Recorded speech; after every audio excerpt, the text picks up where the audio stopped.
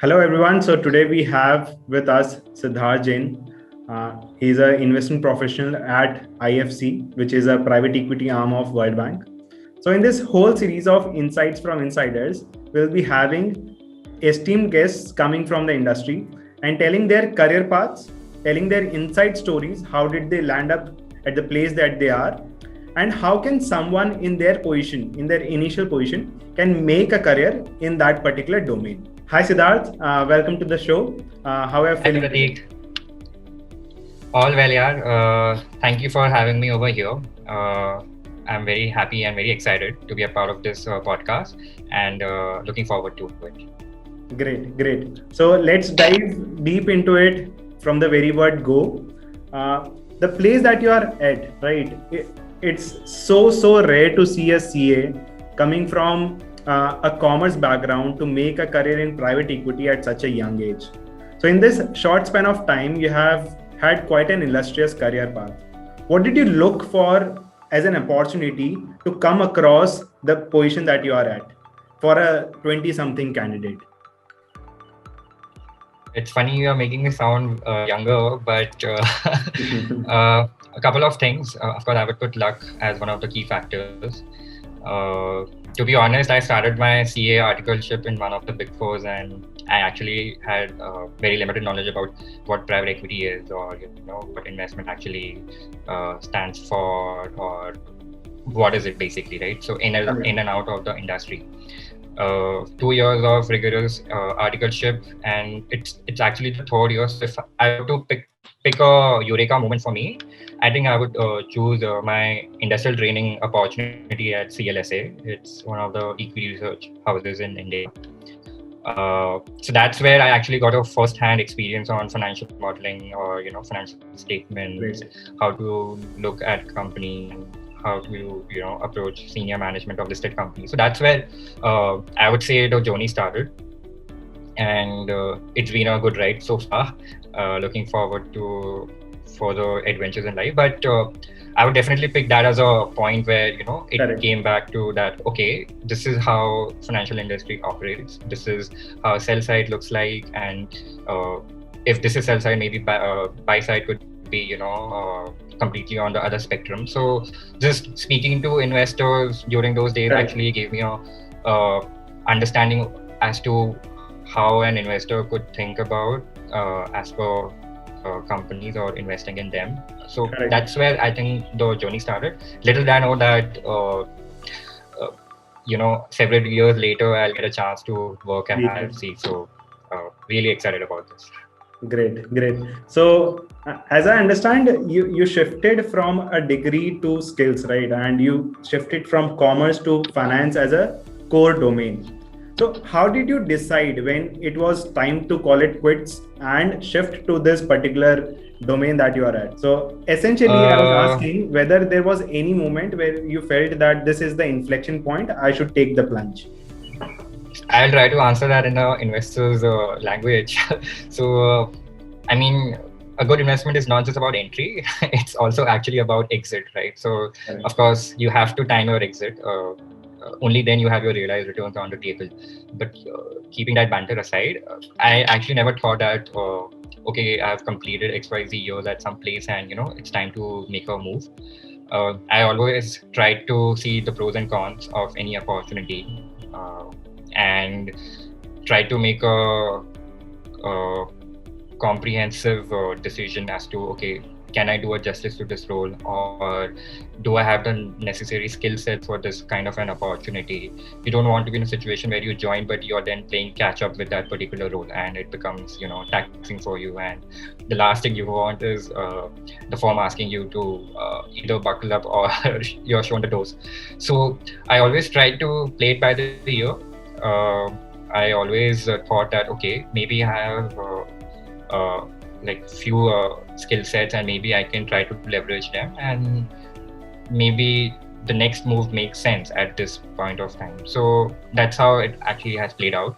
Never actually tried to pick years as, okay, I've completed these many years, and now I have to start looking for the next big thing for myself. So that's never been an agenda. So yeah, that's how I would put it. So, given that you made a career in private equity, what will be the best career decision that you have taken? Will you classify the plunge as the best career decision?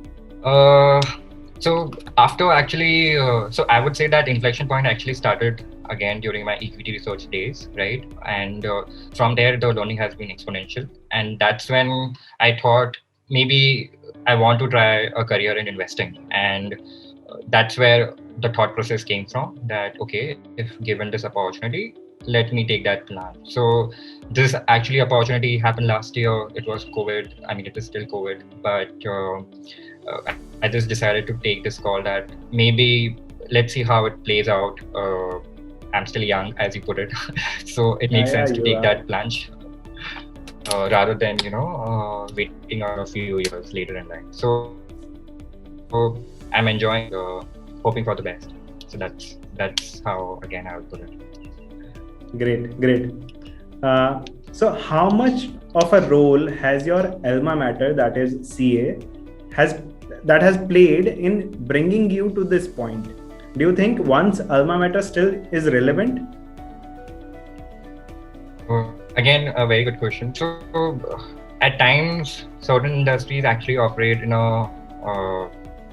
kind of a, I wouldn't say bias, but it depends where you're studying and where you're coming from. Correct. Because in India there's a lot of competition, and in finance per se, everyone wants to try their hands. So again, it's a demand supply mismatch, right? So demand is huge, but supply is very limited over here. So the employers actually have the best of the opportunities to pick people who actually have the relevant skill sets or the key skill sets who actually bring value to the table. So in a good way, actually, India has actually opened up a lot of doors for chartered accountants. Earlier, we were actually looked as people who can do audit or tax planning or tax structuring and all those things. But now people actually see chartered accountants or budding chartered accountants as people who can actually drive value, even on finance related matters or valuation related matters. So I think it's opening up.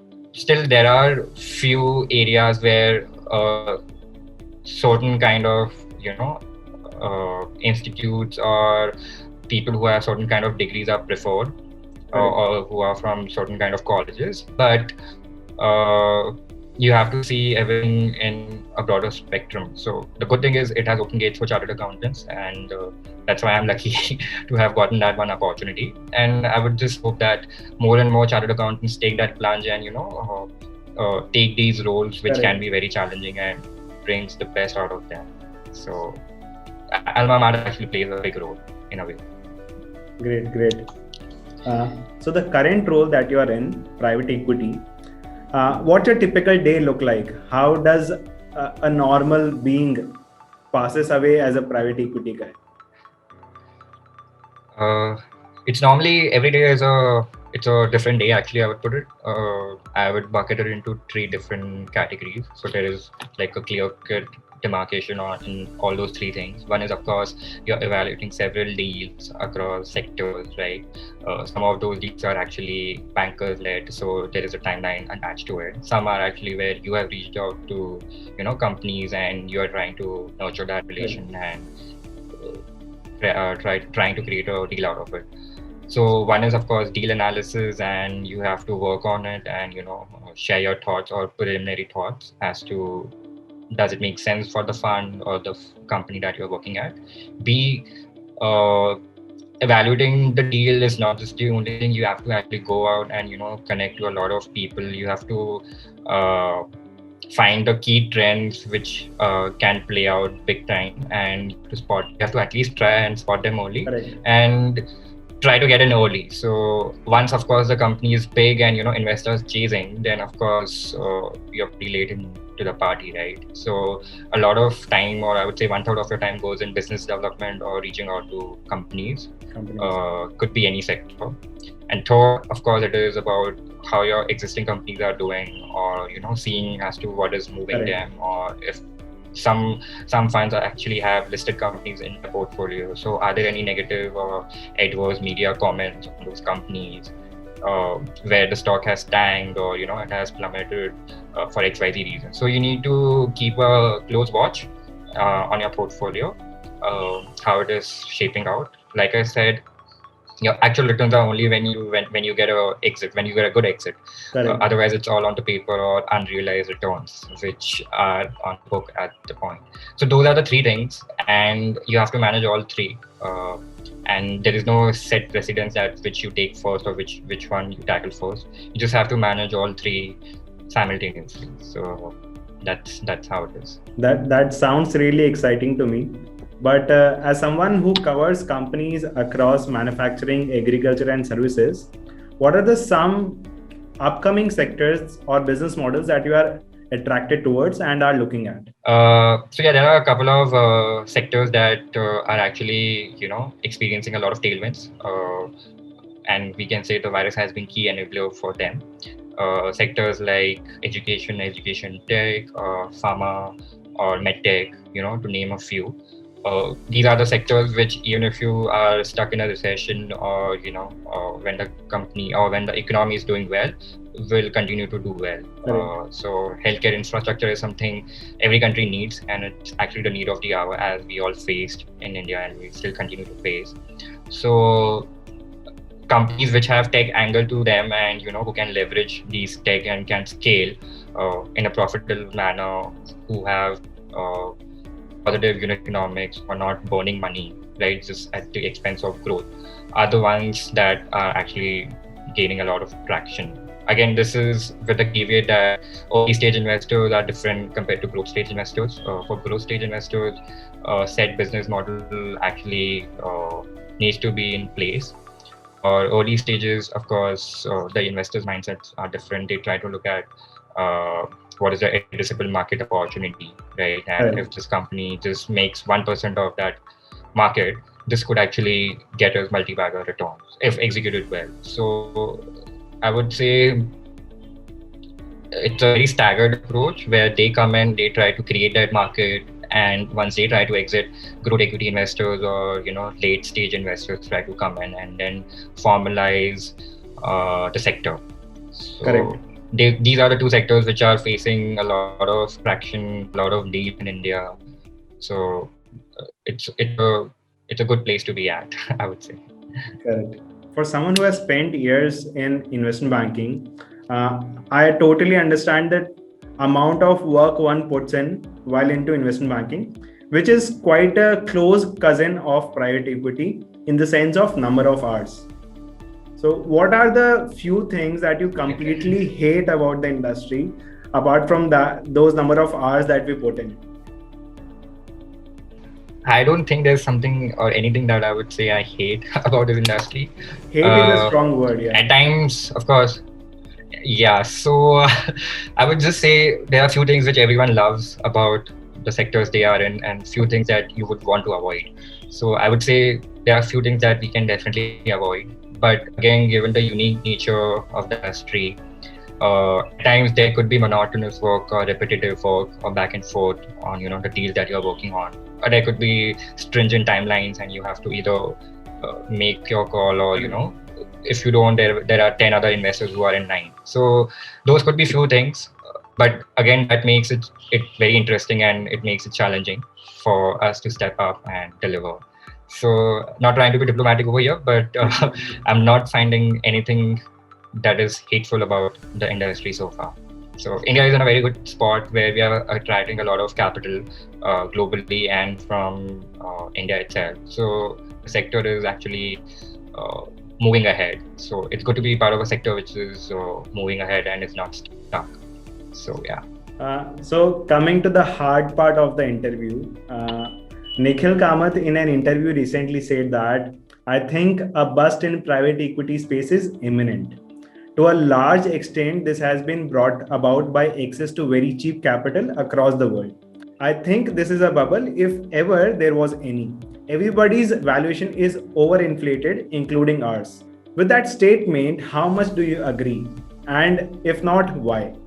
Again, a very good question. I would say, yeah, the market is becoming very lofty.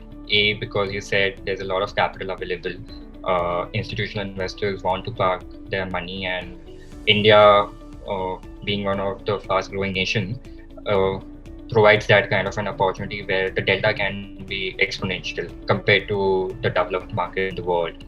So, access to the capital, right? B, amazing opportunities in India because India is poised to grow at 7, 8, or even at 10% growth rate, right, on a GDP basis. And third, the entire ecosystem of your startups is actually opening up by leaps and beyond. So, uh, young minds like you and your team, they have taken that plunge and you guys come up with unique ideas, which is what is prompting the investors to come and pump in money. Of course, I wouldn't say there's a bubble or not. I'm too young to figure out that cycle. But if you were to just play it by the year and the valuations that are getting attracted currently, if investors want to own multi-bagger returns, then the companies have to deliver that kind of growth on a unanimous basis for next 4-5 years in order for them to get a profitable exit. So if you're getting in at a higher value, you need to exit even at a higher value just to make your IRRs work. I don't know if that is possible after 3-4 years, given the companies with equivalent to no revenue or zero revenues are getting quoted at $1 billion valuation. So I don't know, after 3-4 years, can they make can they lead to a valuation of $3-4 billion just for them to make 3-4x in those 3 years? So very difficult to predict that.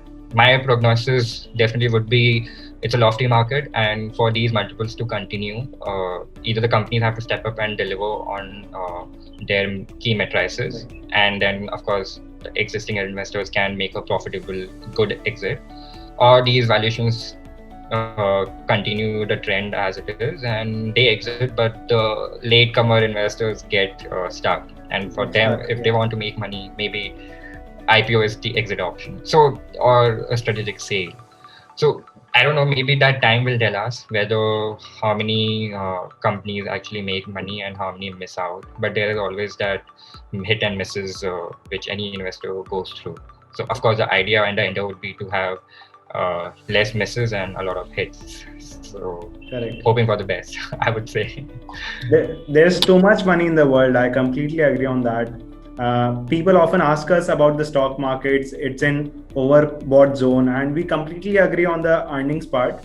So the point that we are at, there are only two possibilities: either the bubble pops or the earnings come in. So if earnings resurface or they come at the speed that investors want, this overvaluation or maybe the valuations that we are experiencing will continue to grow. But if the earnings aren't there, it's a matter of time, right? So we nothing against Nikhil Kamath, he is completely on point on this. But if the earnings surfaces well, we might continue to have the traction that we are gaining, right? So on that point, apart from valuations, while evaluating a company, what else do you see to make the investment decision? Correct. So I would bucket that into two aspects. One is your pure quantitative aspects, where the data comes into the play, where you see the historic trends for the company. So there's a top-down approach there, right? To see how the industry is shaping up, who are the key players in that industry, listed and private, both. How is the company doing? Is there any steam left for this company to reach the next level, or is it getting exhausted at that current revenue rate? So one is entirely hard data analysis, and then you try to, which could be the easier part because you have numbers in front of you and you have to figure out or forecast per se as to how the next 5 years or 10 years could potentially look like. The second part, which is I would put it, which is slightly difficult, is the qualitative aspect, which is about the company's senior management or the founders or the promoters.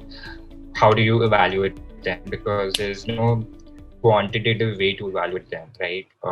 What they are making, what they are doing, and what they are saying, does that make sense? Is it is it in sync, or is it chalk and cheese that they are saying? So that is something that you can learn over a period of time, meeting so many founders and companies, and then trying to take a bet on them and back them in a full-fledged manner.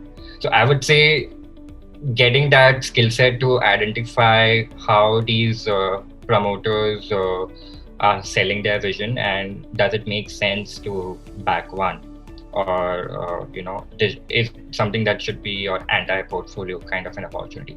So that is definitely a very harder skill set to achieve or even master. So yeah. Given what you have said, the quantitative aspects and the qualitative aspects, we have talked in details about the valuations. If someone who's just stepping out of the comfort zone from a CA background to make a career in private equity, what all skills do you think he should have or she should have so as to make a career in private equity? That's a very nice question, actually. So actually, a lot of, and of course, let me start with my alma mater, right? So a lot of chartered accountants, I feel, there could be this notion that, we might not be the right fit for these kind of opportunities. We are meant for audit or taxation kind of roles, or, finance controller kind of role. So I don't think so that should be the mindset. If you're very keen on something, maybe you should definitely at least give a shot at it. So it's for the recruiter to figure out whether you are the right fit for the firm or not. The only thing that you can do and you must do is, show your inquisitiveness or your excitement, or your reason as to why you want to be in this place or in this industry, and why you make a good fit. So it's basically self-introspecting your strengths and weaknesses, right? Every chartered accountant, budding chartered accountant, or someone who's from commerce background would have a host of skills. But at the same time, they could also have few things to improve on themselves. So having that cognizance that, okay, these are the 3-4 things which I lack, and this is how I'm trying to, solve them. So identifying the problem is the first step, correct? Second is finding a solution towards those problems. That, okay, if I'm not social, how do I become social? Because in the sell side or even on the buy side, you try to get mandates, or you try to understand thesis, or exchange notes. For a lot of people, the industry is very small, so you need to break that ice, talk to people you might not know in person. They could be complete strangers, but you need to get out of that comfort zone. So you need to take it piece by piece. Identifying the solutions is the second part, and third is actually working towards them. So we should not be limiting ourselves that this role, because it is very competitive in India, and there are hundreds of candidates who are applying for one open position, I don't stand a chance. So you anyway eventually will figure out in the process, right? Correct. And every process is a learning. So either you win or you learn. There's nothing called as you lose. So whatever you learn from any of those processes, you can reflect back, take a step back, and then in the other rounds or in other places that you apply, you work around those kind of questions. Few questions would be tailor-made, and they would be standard as to why this opportunity or why this role, what sets you apart. So you need to dig deeper and come to answers which would make sense for the person who is listening to you. And it's basically like a deal per se, right? They are taking a bet on you, the way firms are taking bet on other companies. So they need to be comfortable before taking that bet. So, but we should not be having that limiting factor, is how I would put Absolutely, it. So correct. That's what my 2 cents are. So IFC recently funded Upgrad, promoting them to a unicorn status. So are there any other opportunities that you're looking at apart from India in the same space, or is India the primary focus currently of yours? Thank you so much. So of course, India always has been a key focus for IFC, given it's one of the it's one of the countries which is growing exponentially, or compared to other economies of the world, and entrepreneurs are coming up with unique ideas. So India will always, or historically has been a key sector focus for the group, and I think South Asia could be the next growth enabler.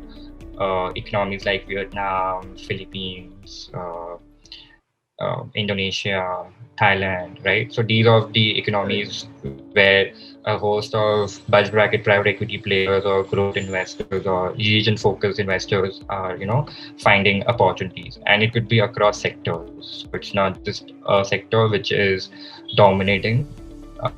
Again, it goes back to our earlier conversation that there is a like a dot of capital available in the market, and if you're able to get in early, there could be two things that can come out of it easily. Valuation could be low, and if the valuation is low, the stake could be higher, right, for any of those investors. And if that business model clicks and your hypothesis works out for the country and then for the company, you end up actually making decent returns. So I see South Asia could do well in next coming years. Great.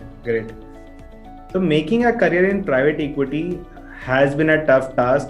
However modestly you be, I completely understand the career paths are tough. So what are PE firms looking at while hiring a candidate? What are the typical traits that they look at? So like I said, of course, I got lucky because these opportunities came and I tried to make the best out of it. So it's not that you have to have a degree which is out of this world, right? It's if I were to put it in a very crude manner, it's basically financial statement analysis, on a daily manner. And most of the commerce graduates can actually do financial statement analysis, right? Everyone knows the ratios, everyone knows the formulas, everyone knows how to tally the street statement. Forecasting is basically something which you think the company or the industry should grow at XYZ reasons if you can back it up with empirical evidence. So there's nothing rocket science or quantum physics attached to it. It's just that the job can be very demanding constantly, right? And you need to always be at top of your game. There cannot be down days, right? Because there will always be a few deals on the table. So you need to have that excitement and inquisitiveness to learn different things. At times people just want to stick to their comfort zone, and this is what I just want to do, ABC thing. In private equity setup, there could be a possibility that the second deal or the next deal that you're looking at is completely different from the previous one that you have looked at. So it's basically starting new. The sector could be new. You need to form a hypothesis. You need to understand what are the key drivers. They can be completely different from the earlier industry that you have looked at or the opportunity that you have looked at. So having that same enthusiasm as the previous one, of course, comes very handy. That is something that is always there on your face. So it's not something that you can easily tap in front of recruiters. And second is, I don't know if you're aware about this airport test, right? So a lot of people, again, and even I did not know about this. It's just about researching and googling and hearing from others. I got to know. So it's not just about deals or transactions or it cannot be uni-focused. They are not looking at someone who can only just do that side of the job. They want someone in a very holistic manner who has a great personality, and that's where I'm leading to in terms of that airport test. So basically, that test says is if your senior or the founder of the firm is stuck with you at the airport, would he like to be stuck at the airport with you, right? Either you're just talking about deals, so he is not someone who's going to enjoy that kind of conversation, because anyway 15 hours of the day you're having that kind of a conversation. So outside of work, that's not something you would want. So can you carry that conversation? And it could be in any of those areas. It could be recently concluded French Open or India versus New Zealand, which is upcoming, or which is something that people are following closely, right? So it has to be outside of work. It cannot be just about work. And a lot of people don't realize that. They are just trying to make a case that we are very dedicated, or I'm the most hardworking person, and I should be able to give 20 hours on the job. Well, that's one of the requirements, but that's not the only requirement, right? It's like you want to de-stress and you could be one of the persons that they can de-stress from easily, right? So they're trying to see, do you even have a life outside of work? It might sound ironical because if you're at work, then how do you find the time for something that you like? So that is something which is very important, which shapes your personality, and which is something not many people realize that. So that is really something that is something most of the recruiters see, try to perceive through their Q&A sessions or through their interview sessions, which is the behavioral aspect. They try to put those kind of questions under the behavioral aspects of the interview process. So if you are if you are able to justify that, okay, while 15 hours is something that I can manage easily, what outside of that, I can be a completely different person outside of work, that can actually give you, lead you to achieving brownie points in the process. So that is definitely there. And for doing research about the firm, if they've recently invested in some company, you can always start with, congratulating them. And this is my initial hypothesis that, this deal makes sense. Of course, you cannot go anti that this deal doesn't make sense for the fund. You might try to burn bridges. Yeah. So if they have invested in a particular company, they see some value coming out of it. So just trying to figure out that value, or at least giving your initial hypothesis. They might see that, okay, the person has actually taken effort, even if he or she doesn't understand the sector well. But taking effort is something that can go a long way. So those are the few things that might, make a application stand out in the process. That's what I think. Again, it's not a standard. It is something that I have tried to live by. So it has worked really out interesting. Fairly decent. So yeah. So you need to be street smart and not only smart. That is what I can make out of the conversation. You need to be very interesting. Correct. At the same time, you need to be intelligent. Correct. Yeah. And if you can justify that, okay, your skill sets and your ethos and your work principle matches the ethos and the principles that the fund or the firm has, then it's a perfect marriage, I would say. Yeah. So in the limited experience that you have had at private equity, were there any points in time where you felt that you were not comfortable with the investment and the committee went ahead with the investment, or you were not comfortable with the valuations but the IFC or the private equity arm anyways invested? Were there any such contradictory points? So good thing is there's always a collaborative approach, right? And so that there's not one decision maker. It's a team which decides. And if any investment or potential investment actually leads to an investment, it means the team has done full, proper, complete due diligence and have tried to weed out every possible red flag or potential downside opportunity. So I've never seen a contradictory opinion. Of course, initially I could have had that maybe this sector may not do well, or this company might not stand and experience this kind of an exponential growth. And it's always nice to be proven wrong in this manner, rather having a bet that this company can grow 10x and it's actually getting bankrupt and being shut down, right? I think there are so many people who are working together in any particular deal, right? And people who have decades of experience in those sectors, they know industry players in and out. They can always go and try to seek their advice and what's their view about the sectors.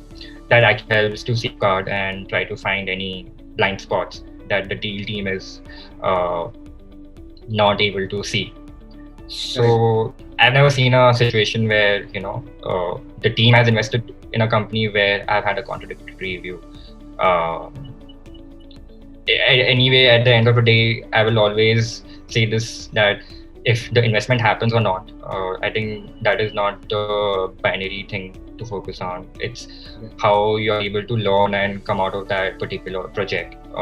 Investment happens or not, the learning is the same, in the sense these are the things that you worked on, and these are the things which will make this company or industry play out, and these are the things that might not. And this could be potential returns that we can look at if things fall into the place that we have assumed them to be. So what matters is actually, that knowledge base, and how much you are able to extract out of that particular transaction. So I think I would put it that way. Great. For someone your age, I feel that you sound too mature for that. I give the credit to the experience in private equity to make you the person that you are. It's wonderful, to be honest. One last question. Thank you. To all the people out there, to all the candidates out there who want to make a career in private equity, what is that one advice that you will give to those so as to make first move in this space? So yeah, don't try to hold ourselves back. Recently, I think this video went viral, right? Someone actually marketed themselves through a PPT for an opportunity at Cred, and they posted that on LinkedIn, right? And the founder himself loved it, and they wanted that person on his team. So I'm not saying make a PPT or make a video and the doors will open. It's just that don't have that notion that it's a place where rankers go, or only the top 1 percentile go. If I can do it, I'm sure everyone can. Only advice would be just don't hold ourselves back. We should back our abilities, and like I said, times we win and at times we learn. So if we have applied in 2 or 3 places and for God forbid they don't work out, there is a cumulative learning experience that you have had during the course of that process. So coming back and doing self-introspection, okay, where I would have gone wrong, which led to this outcome. Maybe I should be careful in the future interviews or places that I apply to, or how can I make myself better. So that drive, or that passion to constantly become a better person as day passes by is something that I think candidates should focus on. Like I said, it's not quantum physics or rocket science. Mm-hmm. It's analysis and analysis at its core. So that's how I would put it, or that's what my 2 cents are. That's really helpful, Siddharth. Thanks for taking out time. Thanks for being here. It was a pleasure having you here. If you have any questions for us, we'll be happy to answer. Thank you so much, Pratik, and your entire team at Valutionary for having me over here. I had a great time interacting with you, and looking forward to interacting with you in the future. And like you have yourself said, right, taking that plunge. So you have taken a plunge from sell side to starting something which is so exponential. So wishing you and the entire team all the best. Thanks. So, yeah. Thanks, Siddharth. Means a lot. Take care. Stay safe, everyone. Yeah, you too.